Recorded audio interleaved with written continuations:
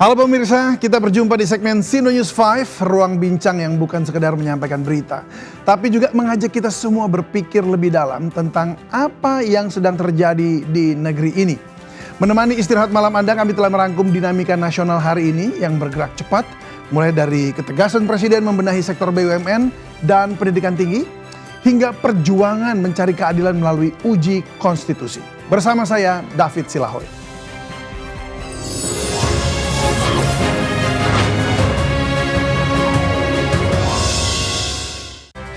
Presiden Prabowo Subianto memberikan taklimat khusus kepada para rektor dan guru besar se-Indonesia untuk menyelaraskan arah pendidikan tinggi dengan strategi besar transformasi nasional. Dalam pertemuan tersebut, Presiden menekankan peran vital universitas sebagai dapur pemikiran dan juga pusat inovasi untuk menjawab tantangan zaman. Di sisi inovasi, pemerintah membawa angin segar dengan menjanjikan insentif langsung bagi para peneliti pemenang hibah riset demi memacu daya saing global. Presiden Prabowo bergerak cepat mengatasi krisis tenaga kesehatan nasional dalam pertemuan strategis bersama jajaran rektor universitas di Istana pada Kamis siang. Fokus utamanya tertuju pada defisit ekstrim 100.000 dokter yang menjadi hambatan utama pelayanan publik. Presiden mendorong akselerasi transformasi pendidikan kedokteran dan peningkatan kapasitas fakultas kedokteran di Indonesia.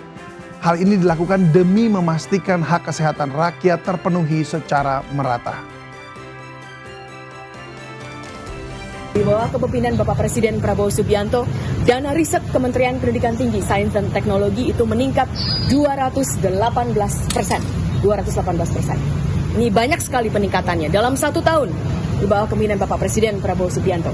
Yang kedua, kami sudah memperjuangkan keras dan akhirnya berhasil bahwa sejak tahun ini bagi para peneliti, dosen peneliti yang memenangkan hibah riset itu akan mendapatkan insentif finansial langsung kepada penelitinya.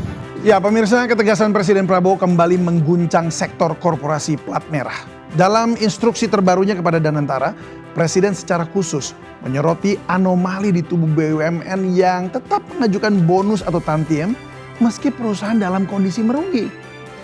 Nah, Presiden memerintahkan pembersihan total terhadap direksi nakal dan menekankan bahwa efisiensi serta akuntabilitas harus jadi panglima guna mengakhiri budaya pemborosan aset negara yang tidak produktif.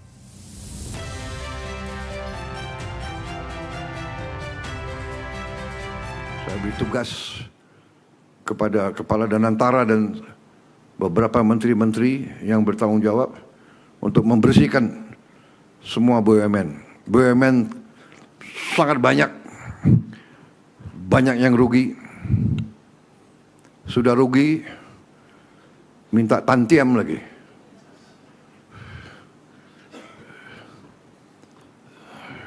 Nggak tahu malu. Dablek menurut saya. Kalau nggak mau, kalau nggak sanggup mengabdi dengan penghasilan yang tersedia, berhenti saja, segera minta berhenti. Rugi tapi minta tantiem. Sekarang ada pula praktik suap ya. Ini merespon terkuaknya praktik suap di KPP Madya Jakarta Utara. Menteri Keuangan Purbaya mengambil langkah drastis dengan merencanakan rotasi besar-besaran di tubuh Ditjen Pajak. Nah, langkah ini diambil sebagai bentuk hukuman sekaligus upaya mitigasi guna memutus rantai birokrasi yang rawan kong kali kong. Menteri Keuangan menegaskan tidak ada ruang bagi oknum yang mencederai integritas fiskal dan transformasi internal akan terus dilakukan demi mengembalikan kepercayaan publik terhadap otoritas pajak nasional. Diputuskan bersalah di pengadilan, masih pegawai keuangan. Jadi kan kita dampingi terus, tapi nggak ada intervensi dalam pengertian saya datang ke mereka stop ini stop itu. Oke. Pak, sudah ada belum sih Pak cara mencegahnya gimana Pak biar kejadian seperti ini tidak berulang lagi, mencegahnya strateginya? Nanti kita akan evaluasi seperti apa. Yang jelas nanti mungkin pegawai pajak akan dipajak ulang, diputar-putar lah. Yang kelihatan terlibat, jangan kita tahu tempat terpencil atau dirumahkan aja. Nanti kita lihat. Diputar tuh berarti dirotasi Pak, rotasi Pak ke daerah lain. Rotasi habis, tapi kalau nggak bisa kan ada yang bisa kalau baik sedikit terlibat sedikit ya rotasi, tapi kalau udah jahat dirotasi kan nggak ada gunanya. Saya kita akan sedang nilai itu. Kita ke kritik terhadap pemerintah begitu ya. Wakil Ketua Komisi 3 DPR RI Habibur Rahman memberikan jaminan bahwa proses hukum terhadap komika Panji Pragiwaksono akan berjalan objektif dan transparan. Merespon kekhawatiran publik terkait kriminalisasi kebebasan berekspresi, politisi Gerindra itu menegaskan kepolisian tidak boleh bertindak sewenang-wenang dalam memproses laporan yang ada. Isu ini kian jadi sorotan tajam sebagai ujian bagi tegaknya demokrasi dan perlindungan atas hak konstitusional warga negara dalam menyampaikan kritik. Reformasi hukum pidana dengan terbitnya KUHP baru dan KUHP baru memastikan para pengkritik pemerintah seperti Panji Pragiwaksono diantaranya tidak akan mengalami pemidanaan sewenang-wenang. Hukum dan dua aturan hukum tersebut bukan lagi bagian dari aparatus represif penjaga kekuasaan, melainkan justru menjadi alat yang efektif bagi warga negara untuk mencari keadilan. Eva Miliani Boru Pasaribu, putri mendiang jurnalis Riko Sempurna Pasaribu, menyampaikan kesaksian penuh emosi di sidang Mahkamah Konstitusi. Air mata mengalir di ruang sidang mengingatkan bahwa di balik pasal dan ayat ada nyawa dan keluarga yang hilang, bukan sekedar catatan kaki dalam dokumen hukum. Dalam permohonan uji materi perubahan Undang-Undang Nomor 3 Tahun 2025 atas Undang-Undang TNI, Eva berbicara dengan suara bergetar sementara ruang sidang tetap tenang dan formal. Kontras pun terjadi. Emosi rakyat bertemu bahasa hukum yang selalu terlihat tenang dan terukur.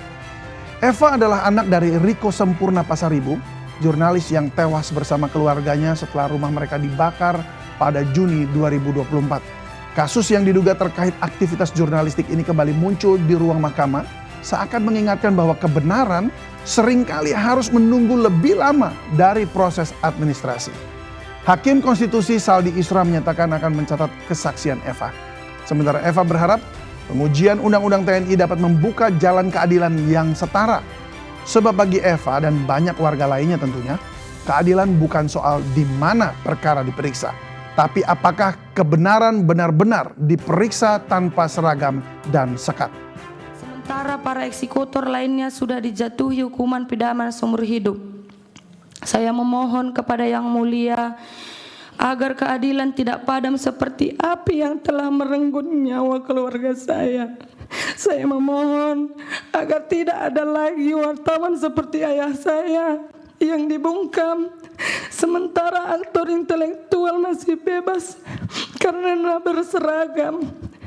Saya berharap ke depannya setiap kasus yang terlibat atau diduga melibatkan oknum TNI tidak lagi dibedakan dengan orang sipil dan dapat diperiksa bersama-sama tanpa adanya perbedaan perlakuan di hadapan hukum. 5 cerita, 5 wajah kekuasaan. Dari pembenahan birokrasi hingga dukungan nyata bagi periset di tanah air. Semua mata kini tertuju pada efektivitas eksekusi kebijakan di lapangan.